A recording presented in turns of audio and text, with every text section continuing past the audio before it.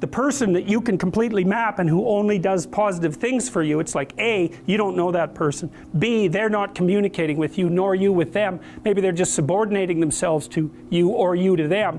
And you're not growing. You want someone who can, a real relationship is a wrestling match. It's a grappling phenomena that you both emerge transformed from. And that's what people want. They don't want a pushover. Not unless there's something wrong with them. A narcissistic person who never wants to be challenged will want a partner who does nothing but deliver exactly what they're told to deliver, but they will mistreat them beyond belief. What does the optimal relationship look like in terms of positive and negative emotion? You might say, well, utopia, nothing but positive interactions. It's like, no. Imagine you get people to code the interactions they have with their partner during the day. You sample it. You say, was that interaction positive or negative? And then what you're trying to do is predict the longevity of the relationship. Okay, so here's the data. If it falls under 5 positive interactions to 1 negative interaction, the relationship doesn't continue. Fair enough, too much negative. That's easy to understand. If it exceeds 11 positive to 1 negative, the relationship doesn't last. Why? No challenge. Right? What do you want from your partner? Bliss? No. No, you don't. So you'll have fantasies about the ideal. That often happens in a romantic relationship, especially at the beginning of it. Because you project your idealization onto the person that you're romantically attracted to. That's the projection of an archetype. So Jung would say, the woman will project an animus onto the man. The animus is her conceptualization of what the ideal man is. It's unconscious because it's rooted in fantasy. And the man will be in concordance with that projection in some areas. Those are the areas where she likes him, by the way, and will be discordant in other areas. And that's the areas where she constantly disappoints him as the relationship develops. So the projection is there in part to help the person understand who it is that they're dealing with, because when you meet someone, you have to assume something about them. It's the same as projection. You have to assume something about them, and if you find them fascinating, which is what happens if you fall in love, maybe it's because they smell good or they're symmetrical or something, you immediately assume that, well, those things really matter. You immediately assume that they embody the ideal. It's an oversimplification, but the oversimplification has a basis, and the basis is, if it's interesting to me, it must be close to the ideal.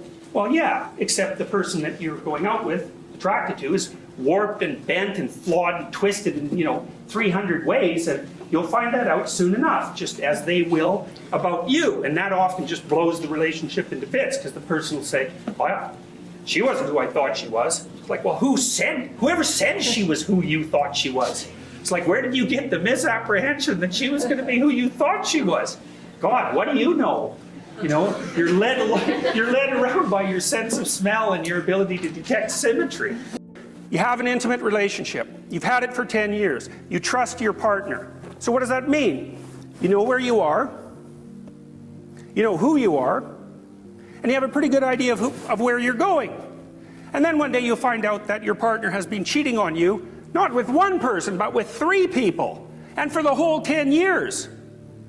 Well, hypothetically, that comes as a shock.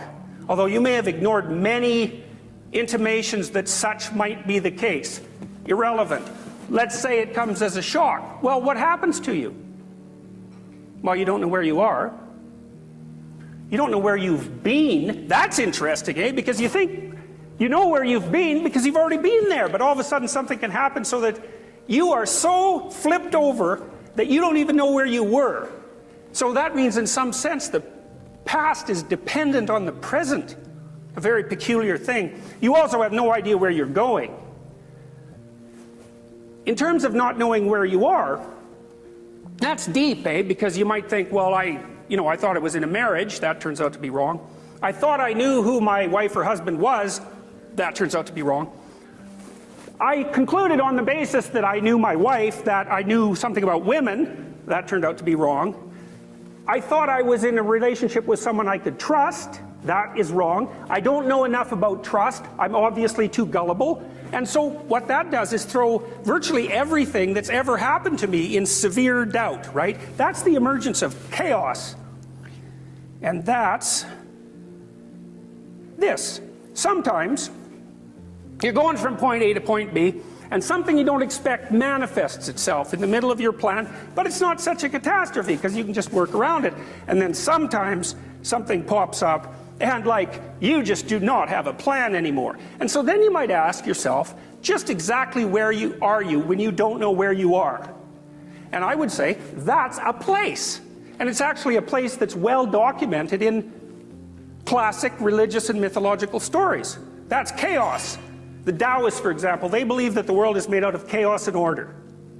Well, order, that's where you are when what you do gets you what you want. Chaos, that's where you are when you have no idea what's going on. And you might ask, well, is there a way that you should act when you're in chaos? And the answer to that is, there better be, because it's a place you're going to visit several times during your life. And everyone visits that. And so let's say they got post-traumatic stress disorder because a relationship collapsed on them suddenly, which is quite common. You know, they get betrayed or someone leaves them suddenly, and then they don't know what to do, because, especially if they're conscientious, because then they just tear themselves into pieces trying to figure out what they did wrong to bring about that event. And the reason they're doing that is because they want to retool their perceptions and their actions so that the probability that they'll have the same experience again is minimized. And their mind won't leave them alone till they do it. And no wonder, right? Because if you fall into a big pit and you get really hurt, the first thing you should figure out is how to not fall into big pits anymore. And your mind is set up exactly for that. And so what you do with someone who's having problems like that, so maybe they're waking up at the middle of the night obsessing about what went wrong, is you walk them through it.